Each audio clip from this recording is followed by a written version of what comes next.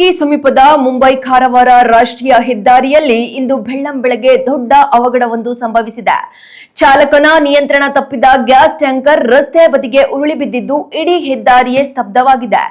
ಎಲ್ಲಿ ಅನಿಲ ಸೋರಿಕೆಯಾಗಿ ಅನಾಹುತ ಸಂಭವಿಸಿತೋ ಅನ್ನೋ ಭಯದಲ್ಲಿ ಸ್ಥಳೀಯರು ಆತಂಕಗೊಂಡಿದ್ದಾರೆ. ವಿಷಯ ತಿಳಿಯುತ್ತಿದ್ದಂತೆಯೇ ಸ್ಥಳಕ್ಕೆ ದೌಡಾಯಿಸಿರೋ ಪೊಲೀಸರು ಮತ್ತು ಅಗ್ನಿಶಾಮಕ ಸಿಬ್ಬಂದಿ ಕೂದಲೆಳೆ ಅಂತರದಲ್ಲಿ ಸಂಭವಿಸಬಹುದಾಗಿದ್ದ ಭಾರೀ ದುರಂತವನ್ನ ತಪ್ಪಿಸಿದ್ದಾರೆ. ಸದ್ಯಕ್ಕೆ ಮುನ್ನೆಚ್ಚರಿಕೆ ಕ್ರಮವಾಗಿ ಸಂಚಾರವನ್ನ ಸಂಪೂರ್ಣವಾಗಿ ಕಟ್ ಮಾಡಲಾಗಿದ್ದು ಟ್ಯಾಂಕರ್ ತೆರವು ಕಾರ್ಯಾಚರಣೆ ಭರದಿಂದ ಸಾಗ್ತಿದೆ. ಒಟ್ಟಿನಲ್ಲಿ ಅದೃಷ್ಟವಶಾತ್ ಯಾವುದೇ ಪ್ರಾಣಾಪಾಯ ಸಂಭವಿಸಲಿಲ್ಲವಾದರೂ ಗಂಟೆಗಟ್ಟಲೆ ರಸ್ತೆ ಬಂದ್ ಆಗಿರೋದ್ರಿಂದ ಪ್ರಯಾಣಿಕರು ಮಾತ್ರ ಹೈರಾಣಾಗಿದ್ದಾರೆ. ಅಧಿಕಾರಿಗಳು ಪರಿಸ್ಥಿತಿಯನ್ನ ನಿಯಂತ್ರಣಕ್ಕೆ ತಂದ ಬಳಿಕವೇ ಸಂಚಾರ ಸುಗಮವಾಗಲಿದೆ.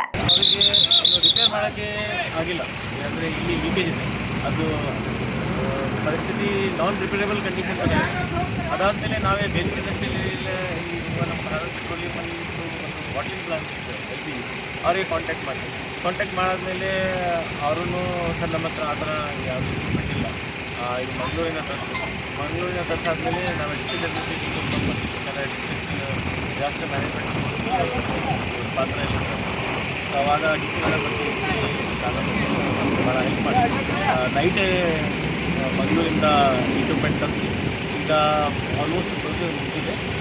ಮೋಸ್ಟ್ಲಿ 1 ಅವರ್ ಒಳಗಡೆ ನಾವು ಹೈವೇ ಓಪನ್ ಮಾಡ್ತೀವಿ. ನೈಟ್ ನಾವೇ ಎಲ್ಲ highway Haryana highway Yellapur highway precautionary measure ಇಟ್ಕೊಂಡು ಪೂರ್ತಿ ಕ್ಲೋಸ್ ಮಾಡಿದೆ. ಯಾಕಂದರೆ LPG ಭಾಳ ಇಟ್ಟಿರೋದು ಗ್ಯಾಸ್ ಇದೆ ಮತ್ತು 200 ಮೀಟರ್ 250 ಮೀಟರ್ಸ್ ಅಂತಹ ಒಂದು ಕ್ವಿಕ್ ಸ್ಪ್ರೆಡ್ ಆಗುತ್ತೆ.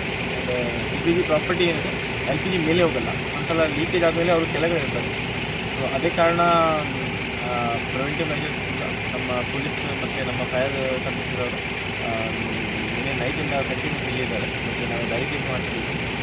ಹುಬ್ಳಿಯಿಂದ ಬರುವ ಟ್ರಾಫಿಕ್ ಮತ್ತು ಕಾರವಾರದಿಂದ ಬರೋ ಟ್ರಾಫಿಕ್ ಎಲ್ಲ ಡೈವರ್ಟ್ ಆಗಿದೆ.